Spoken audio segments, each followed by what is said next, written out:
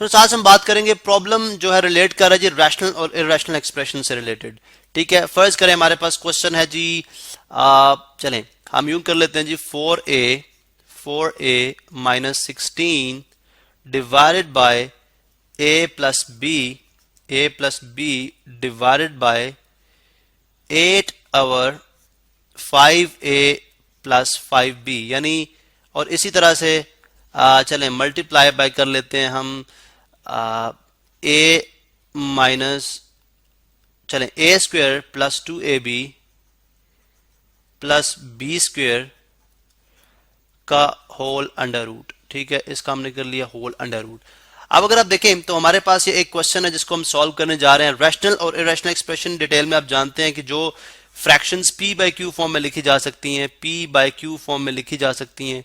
ये हमारे पास where q, यहाँ पे हम बात करते हैं जी where q is not equal to zero, यानी डिनोमिनेटर जो है वो जीरो के इक्वल नहीं होना चाहिए। जैसे यहाँ पे a plus B will not be equal to zero, 5a plus 5b will not be equal to zero. ठीक है, चूंकि ये अगर टर्म जीरो हो जाएगी तो इन्फिनिट बन जाएगी।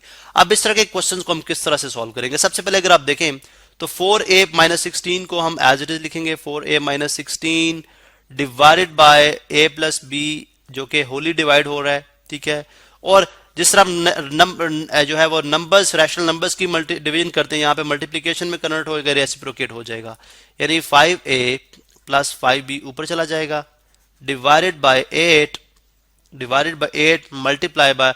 अब अगर आप देखें सॉरी यहाँ पे ये क्वेश्चन के अंदर स्क्वायर मौजूद था जो मैंने यहाँ पे मिस किया, तो a square plus 2ab plus b square, ये a प्लस b का होल स्क्वायर होता है। आप जानते हैं ये a प्लस b का होल स्क्वायर है और ऊपर इसके स्क्वायर रूट है।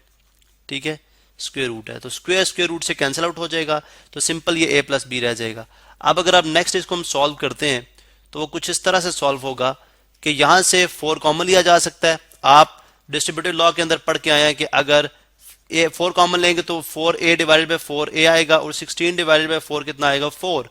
तो आप डिस्ट्रीब्यूटिव लॉ का अपोजिट है, यानी अगर आप 4 को a से मल्टीप्लाई करूं तो 4a, देन 4 इससे भी मल्टीप्लाई होगा तो माइनस 16, तो 4a माइनस 16 ये बेसिकली डिस्ट्रीब्यूटिव लॉ का अपोजिट है। ये कॉमन जिस तरह से हमने लिया उसी तरह divided by a plus B और इसी तरह से मल्टीप्लाई बाय 5 इंटू 5 यहां से कॉमन ले लें, वही डिस्ट्रीब्यूटिव लॉ का अपोजिट a प्लस बी आ गया, यानी 5a divided by 5 is 5a, 5b divided by 5 is b, तो डिवाइडेड बाय यहाँ पे 8 आ गया और मल्टीप्लाई बाय यहाँ पे क्या है a प्लस b। ठीक है, आप basically a plus B by 1 लिख सकते हैं आप। चूंकि अब अगर आप देखें तो यहां पे रिडक्शन आएगी, रिड्यूसिंग अलजेब्रिक रैशनल या रिड्यूसिंग अलजेब्रिक फ्रैक्शंस।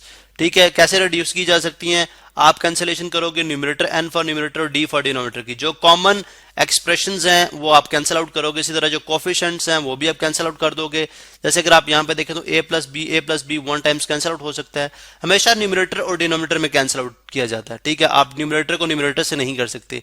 आप इसी तरह अगर नंबर्स में आ जाओ तो 4 1 टाइम्स 4 है, 4 2 टाइम्स 8 है, तो बेसिकली हमारे पास जो आंसर बनता है वो बनता है 5 इंटू a माइनस 4, देखें यहाँ पे बच गया a माइनस 4, ये बचा है a प्लस बी यहाँ पे बच गया इंटू a प्लस बी। ठीक है, a plus B divided by 2।